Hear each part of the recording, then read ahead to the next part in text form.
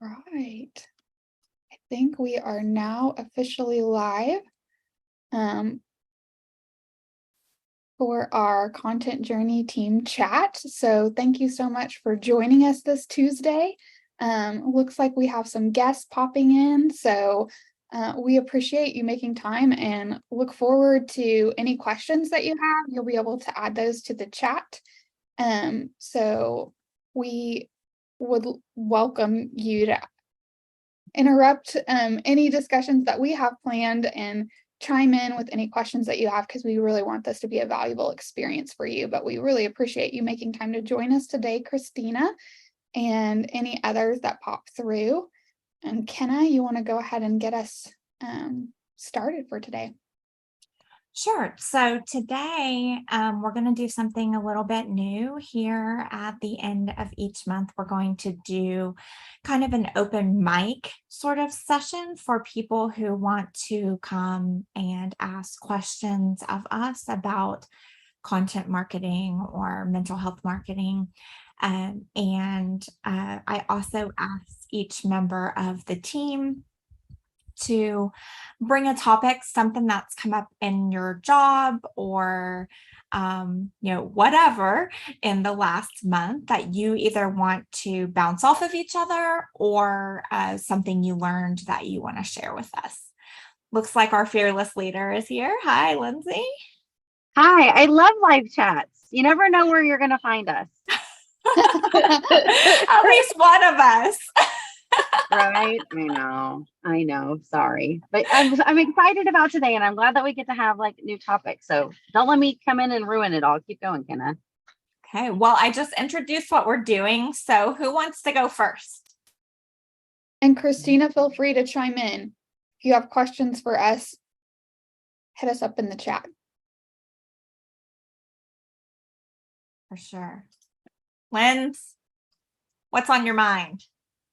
Okay, well, this is something I kind of asked you last night about, but I would love everyone's opinion about is, I guess it's a little personal because it's part of my job, but when in the past, in like our live chats, we've talked about, blog images being stigmatizing or, things like that. And I would just love to know, like, when you guys look at images, when you look at websites, what are some things that you would avoid, or how do you go about finding images that aren't stigmatizing to other people, or whatnot?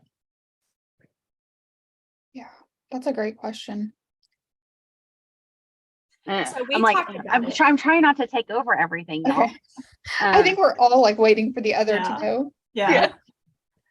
So what I always say is like we have a general, rule at Content Journey and my marketing assistant too, right? Like on both sides of the house, or I guess anything that I'm involved in, of just like making sure that we're being very careful on the images we choose for lots of reasons. So first is just like diversity of images. Like that's the very first choice, is like we don't want a whole lot of people who look exactly the same. So that isn't just based on like white people and black people, right? Or black and brown people. Like there's a lot of diversity of choice. So even showing people who are wearing glasses or hearing aids, or people who utilize wheelchairs, right? Or different religious wear that, shows cultural diversity. And so there's a whole lot that I think goes into choosing those and being really cognizant. The last thing I ever want is for a client to come to us and be like, we got called out and publicly because our images were of, a whole bunch of people who look exactly the same. And so that's like first and foremost. And then second is like choosing photos that match the people who are serving. And so that's why we talk about like in addiction and recovery, not having photos of syringes or a table covered in pills. Like people who are Googling terms like that or trying to research a recovery center, they already know that they or their loved one have an issue with some of those topics, right? And the last thing they want to do is like be seeking help and then see a syringe on a table or see someone passed out at a bar. Like those are all images that we've seen be used. And then third, where we find them, lots of different places. Unsplash is a really good choice that we've used for a long time because it's kind of a crowdsourced place. And so you kind of find different images that other people may not be using. Adobe, a lot of people use like Adobe libraries. You usually have to pay for that. Our secret that we started using, and I guess we're going to let out of the bag today, is going to Canva. And so like if you pay for that pro membership, which isn't very much at all, you get access to like billions of stock photos for free that don't have the license. And so all three of those sources can be really great for stock photos. Yeah, I usually go to Creative Commons sites too. Unsplash is one of mine. Pixabay is another one that I use a lot. There are lots of great lists of them online too, of Creative Commons spaces. When I think about it, and we kind of talked about this yesterday too, but when I think about it, I think I don't want anything that's the issue that they have pictured, which seems like exactly the opposite of what we would do, right, in other types of photo choices. But cups or beers or bottles on tables, or like Lindsay said, the pictures of drugs or drug paraphernalia, or one that I remember really super clearly was a picture of a woman like covered in a sheet, like holding up a sheet, crying in a bed on a sexual assault story. Or on a sexual assault post. And I just thought, oh my gosh, like that's so potentially triggering. So sadly, kind of like what I said to you yesterday, is they can sometimes get a little cliche. Like it's a lot of people sitting very sad in shadows, or people with their hands on their faces or whatever, which, is kind of unfortunate, but I would rather have somebody staring off in a distance looking sad than something that's going to trigger someone. Yeah. And I actually think like in choosing those images, right? Like you're thinking about the emotional experience of the customer and like how might they be feeling, or what is the potential like future feeling they could have if they took advantage of these services. And we're getting to portray those things with images. And I do think there's like some power, even though like some of them do seem cliche, that there is a way for someone that's having that feeling of isolation or depression or sadness to be able to kind of see that same emotion reflected in the imagery that we choose.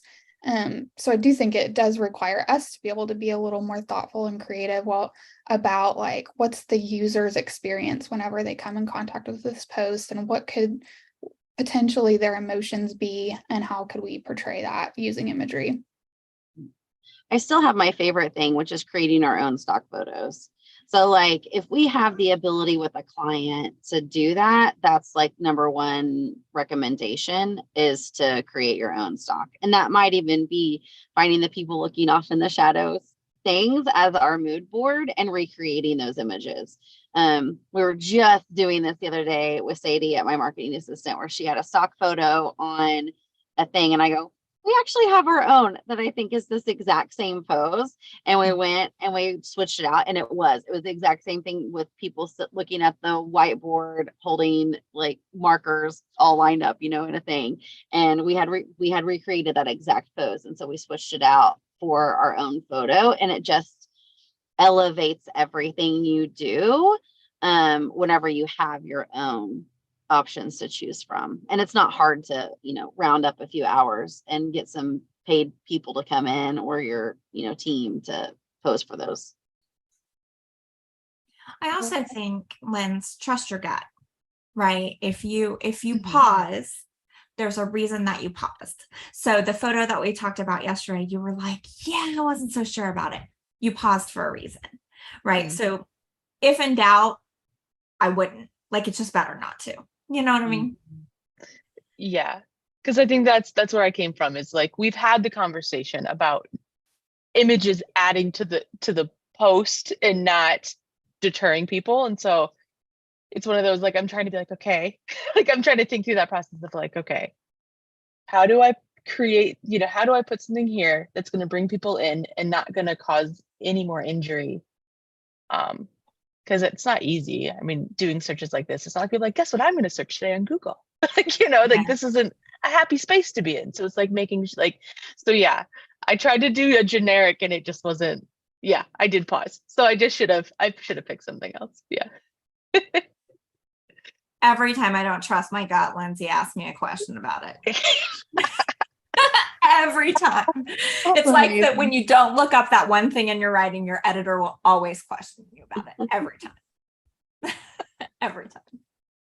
I think I was sensitive yesterday too, because I definitely sent back like three or four photos yesterday and was like, no, I don't think so.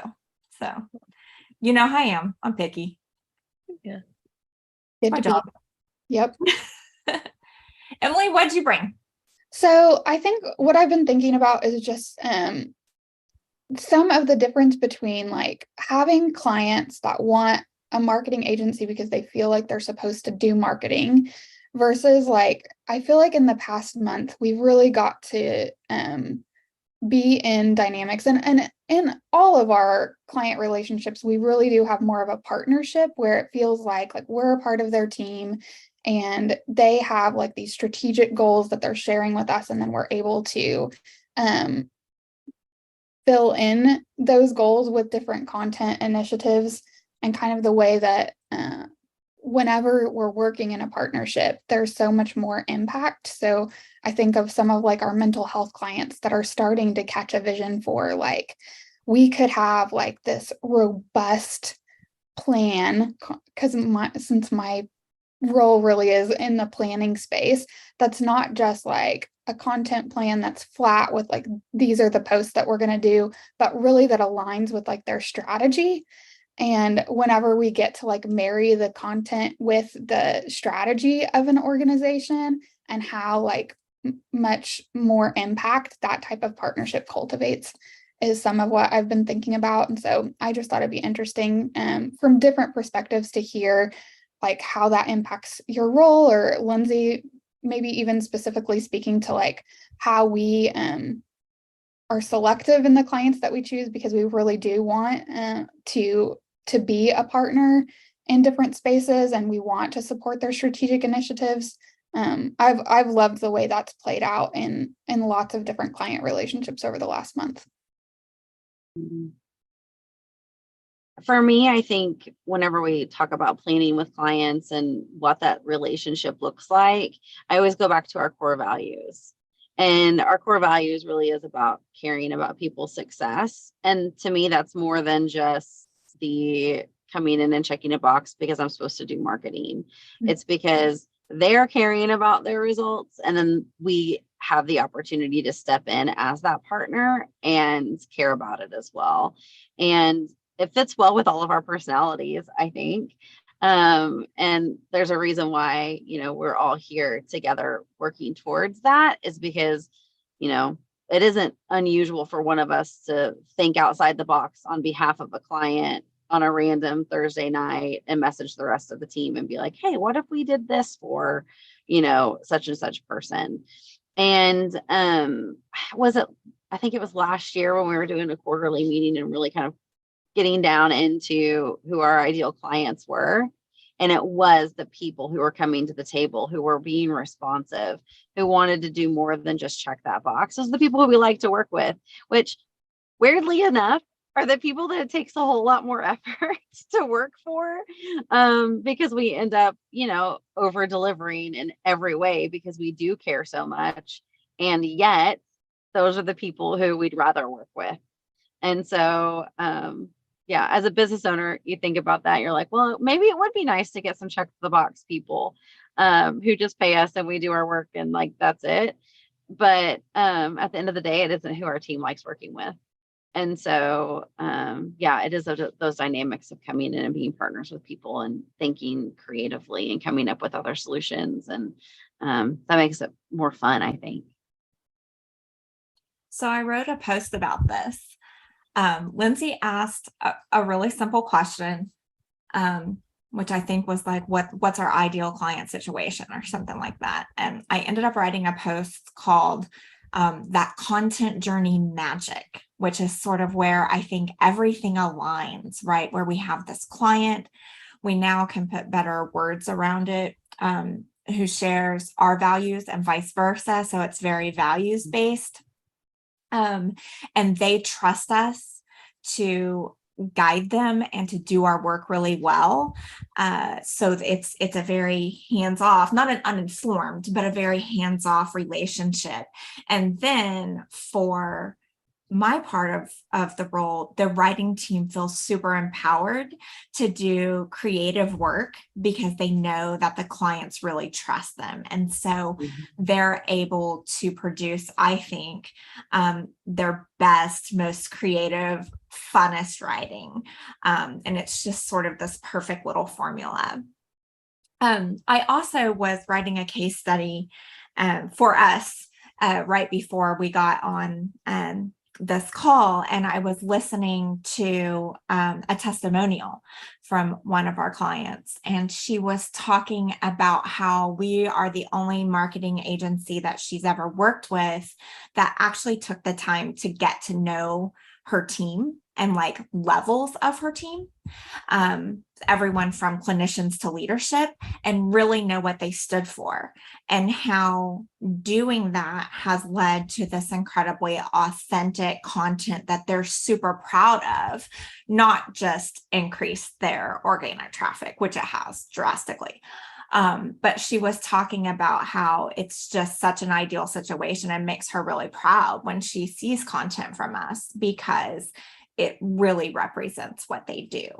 And I think that's kind of what you're getting to, right, Emily, is that we want them to be really proud of what we're doing because it's our work is authentic to them and it doesn't seem like it comes from some outside partner. Exactly.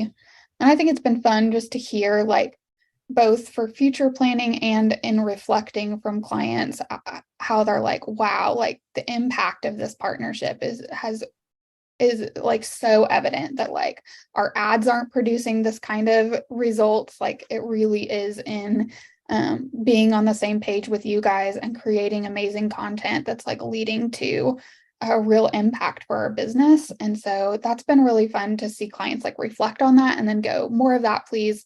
Like, can we continue to like align our strategy with your efforts so that we can increase the impact that we have together? And that's been fun. I love that idea of moving out of that marketing niche, that checkbox, into truly being a resource for people. Because to me, that's what keeps people coming back. Right. That keeps people coming back and also makes us happier in our work too, which is really important. Yeah. Kenna, I'm so curious what your question is. You said it's been on your brain. You want Lindsay's input. It has been. Lindsay, I was afraid you weren't going to be here. And I was thinking like, oh no. So it actually, it goes in line with Lindsay's question. One of our writers wrote for our blog today about drug rehab SEO and doing that responsibly. And we've talked about mental health keywords. We've talked specifically about addict and how often it is one of those really popular searched for keywords. And I was wondering what we do, right? So a lot of times we've sort of discussed it with the client, right? And gone, okay, if you think that this keyword phrase is super important, let's use it, sort of minimize it, contextualize it, use synonyms in the post, but we put it in there enough to potentially rank, right? But is that the right way? Is that the answer? Should we just be avoiding it altogether with these charged words? It could be addict. It could be, I mean, when we're talking about eating disorders, We're talking about binging and purging and vomiting and, or rape is another, there are some trigger words that people are searching for. So how do Yeah. we handle that? So when it comes to clients, whenever we're thinking of words that we need to use or not use, we always go back to those style guides that we create for them. So every single time a new client comes on board and we're in onboarding, those are questions we're going to ask. What language do you want to use when describing your sensitive subjects? And then we do that, nice balance of contextualizing, because the truth is that we also have to go with the data.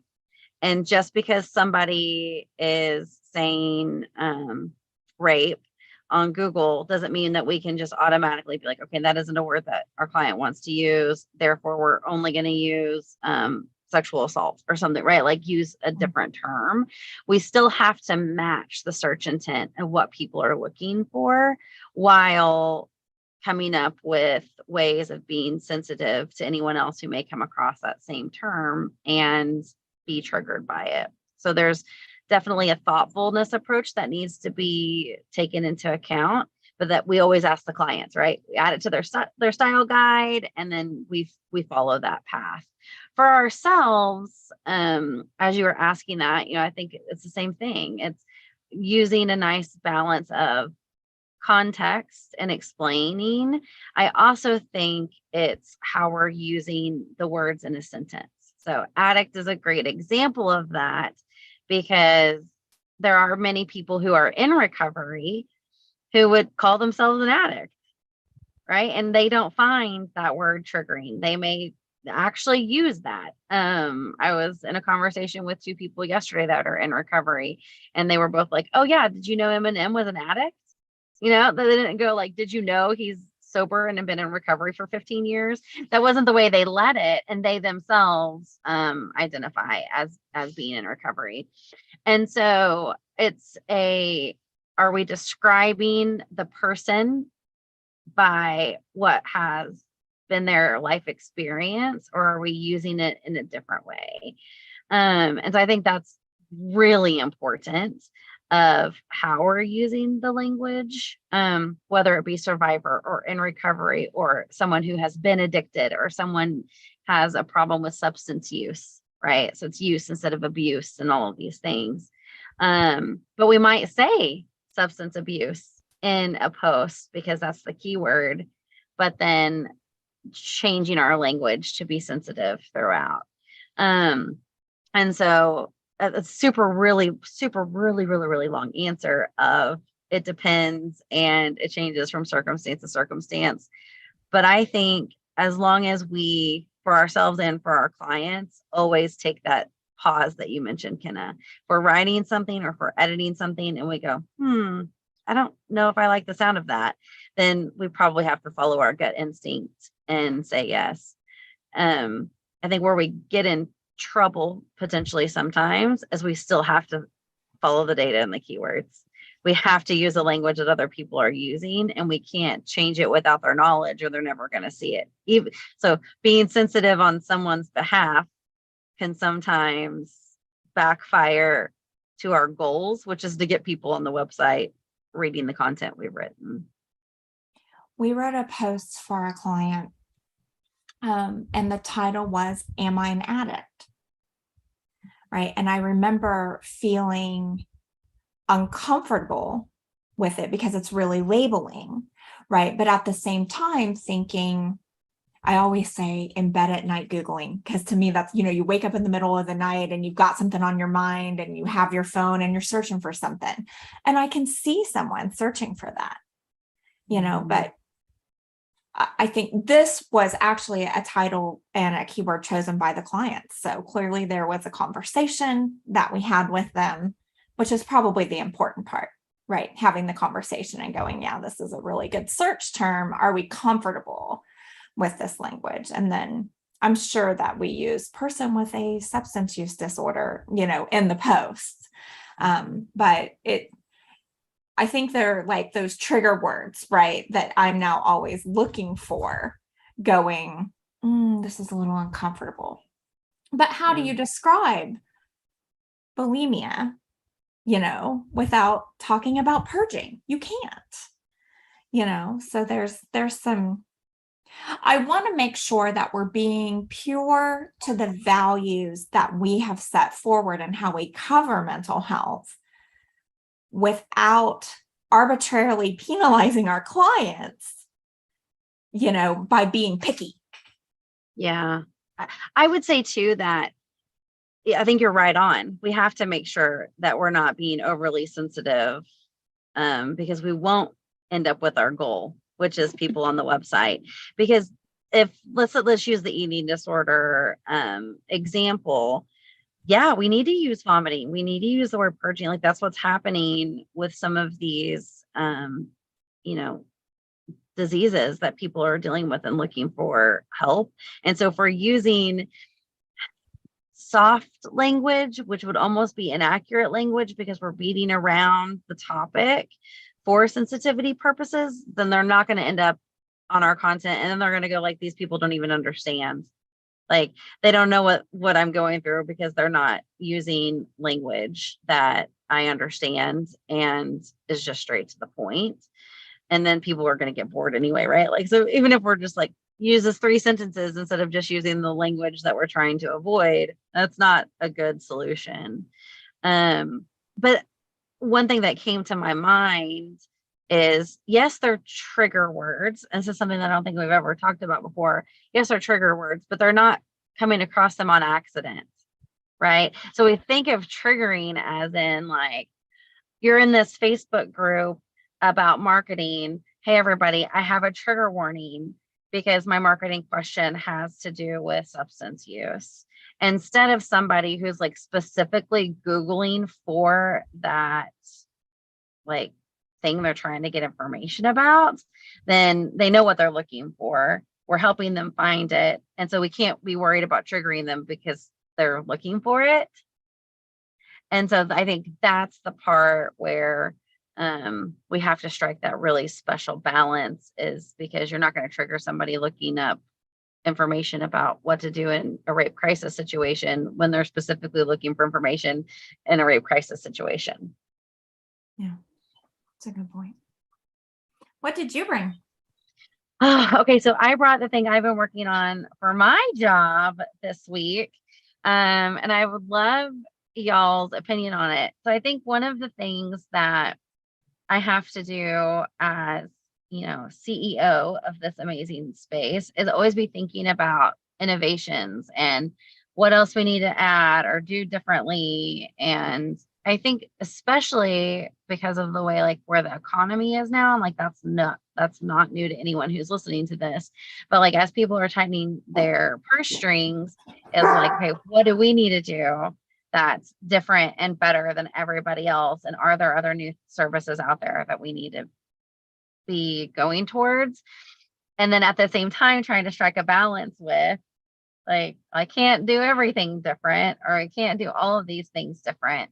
And so I'm curious what you all think in our culture of kind of like learning and growing and always trying to like know more and stay ahead of the curve, but also like how much is too much change and innovation, and how many tests should we encounter or not? And yeah, so that's what I'm curious about, what you all think.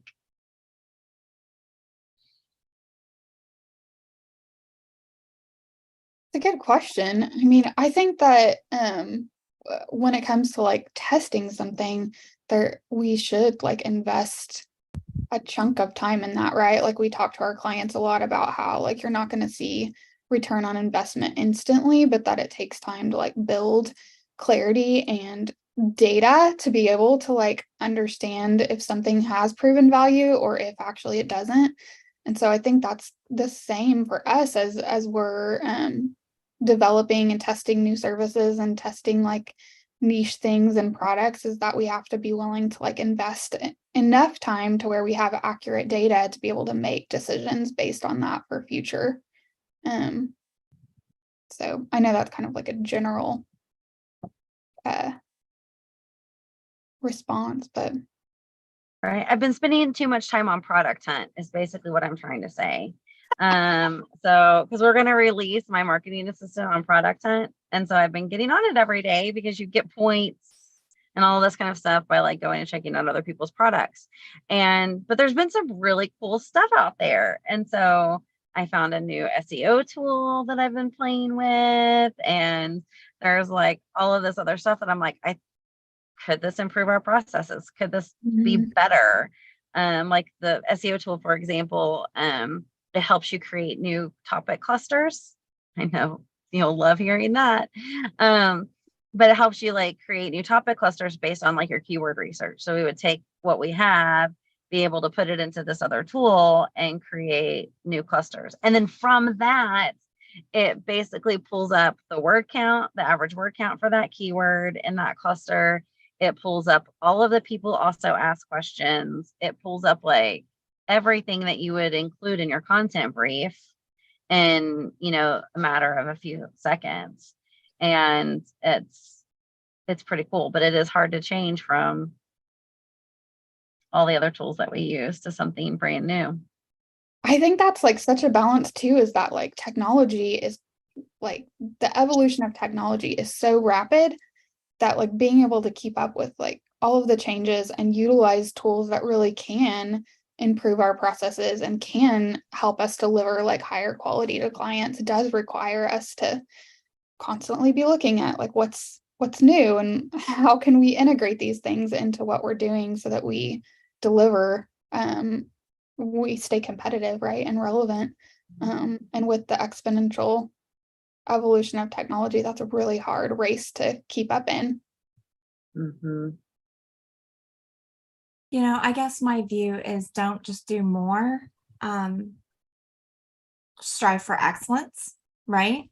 So if you talk about adding services, for example, which is one of the things that you sort of were talking about at the beginning, I don't think we should just add more services. I think we should strive for absolute excellence in the services that we offer. Then when it comes to tools, I actually don't know if y'all know this about me, but I'm a productivity nerd. I read and study productivity a lot. I actually think if I spent as much time doing things as I did studying productivity, I'd be uber productive, right? But it's something that I've spoken about over the years at conferences and things.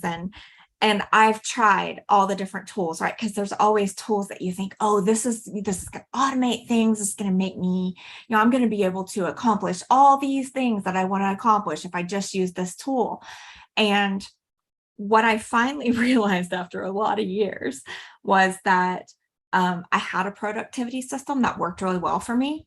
Part of it's digital and part of it's analog, and it works for me. And I was wasting time and wasting resources by trying all the new shiny things. I would love to tell you that I no longer try new shiny things, but that would be a lie. But I always kind of go back to and remember, what's really working for me. So I don't know if that's as applicable to like this tool Lindsay's talking about, because we know that AI and the ability to do some of these things automatically and through one tool instead of 20 is changing, right? And so if we can find that one tool that does everything that we're doing with a whole bunch of other tools, only better, we'd be silly not to use it, right? But I think we have to be careful not to constantly be changing our process, constantly be introducing new tools, and waste time and resources that we don't have trying out a lot of things, right? I think we have to be strategic about like, because you could do that all day, every day, and I know you love the tools, so you could be going down rabbit holes all day, every day. Know that I'm always going to ask why this, right? Every time. Why are we doing this right now? Like, can we answer that question? Can we answer why in a way that's strategic? If we can't, maybe this isn't the very best use of time. I bet there's a lot of processes we have that we could improve with the right tools, if they're out there so far, Kenna, I would say that I know you're going to ask why. I know you're going to ask all of those questions. And so it does help me prepare myself before I'm like, now, right? I think before, I mean, when we first started working together a couple of years ago, I probably was like coming in all the time with like, oh, there's this new thing. Oh, let's try this thing. Let's do this. Because I was still early in the business and trying to figure it out, right? So I think I've definitely calmed that piece down and been like, okay, Kenna's going to ask why, and she's going to have other follow-up questions. And so I better have answers to this before I'm reintroducing it. But then there's also the part, I was actually just having this conversation this morning of, I don't want to be in a place where we as a business, or me even as a person, is ever so caught up in this is the way that I've always done it. I know this way works, and just like stay there.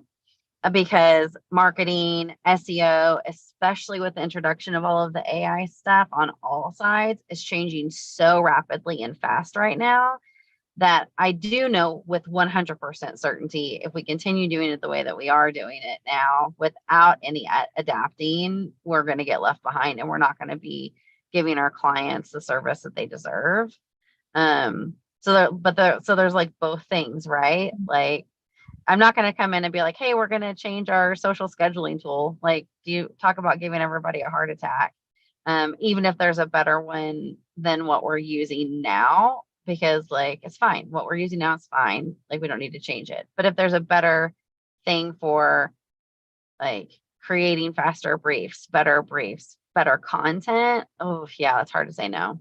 I will say this, here's a sneak peek at a new service that pretty sure we're going to at least research enough to offer it, is helping people get their legit scripts on their sites. So this is something that's required to legitimize, which is why they call it legit script. Different facilities, different medical facilities, things like that. So for all of our treatment centers to be recognized by Google and be able to run ads, they have to have a legit script. And it's not an easy process to go through. And it's something that has to kind of be babysat too. And so being able to have that offering to people of saying like, you are a recovery facility, you don't have your legit script, we'll help you do that. And then we'll babysit it through the process to make sure that everything runs smoothly, is a really cool service offering that we're investigating currently to start offering. I think that's you have really legitimate reasons for doing that, right? Like you can justify how that fits into strategy, how it benefits our clients. It's kind of like when we moved from Trello to ClickUp. You know, it's like Trello was, I mean, it was a big undertaking.